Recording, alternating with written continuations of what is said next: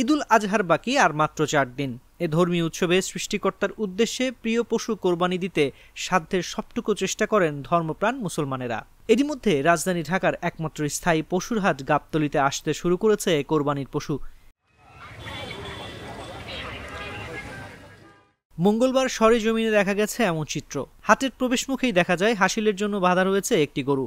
2 মণ মাংস হবে না এমন আকারের গরুটি বিক্রি হয়েছে ৮১,০০০ টাকায়। এখন পর্যন্ত দাম মোটামুটি বেশি চাচ্ছে, মানে যেই গরু আপনার দাম আছে মনে করেন 1,10,20, তারা চাইতেছে 1,80,000। ব্যাপারীদের দাবি, গরুর খরচের বিষয়ে ক্রেতাদের কোনো ধারণা নেই, যে কারণে গরুর দাম কম বলছেন তারা। ক্রেতারা তাদের দুঃখ ব্যথা বোঝার চেষ্টা করেন না। তবে ক্রেতাদের অভিযোগ, আকাশচুম্বী দাম চাচ্ছেন ব্যাপারীরা। এর ফলে দর কষাকষি বেশি হচ্ছে। গরু দেখছেন ক্রেতারা, তবে সেভাবে বেচাকেনা শুরু হয়নি। এবার হাটে ৮০,০০০ টাকার কমে কোনো গরু মিলছে না। ক্রেতারা মনে করেন, ক্রেতারা জানে না, ক্রেতারা মনে করেন কত হয়তো এত টাকার দাম চাচ্ছে।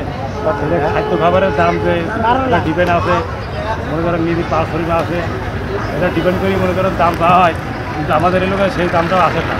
ওই বরং তো খোয়া দামই আমরা পাই। মনে করি ডন খরচ মনে করেন 1250 টাকা প্রতিদিন, 1250 প্রতিদিন খায়, মাসে কয়টা খায়। এগুলো মনে করেন দাম অ্যাডজাস্ট করে চাওয়া হচ্ছে ক্রেতাদের কাছে। তারপরে ক্রেতারা আসবে, মনে করেন যদি এমন হয়ে যায় কেউ জোড়া ধরে নেয়, সেই একটু কমে যায়।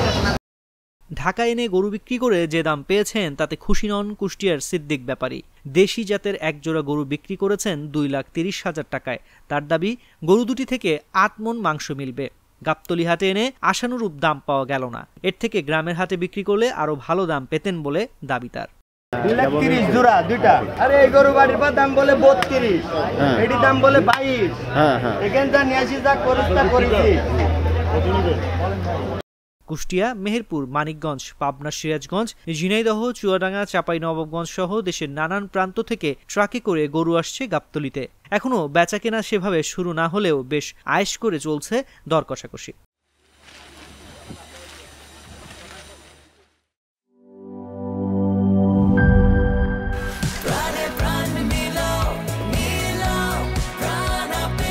প্রাণ আপের রিফ্রেশিং স্বাদে প্রাণে প্রাণ মিলাও।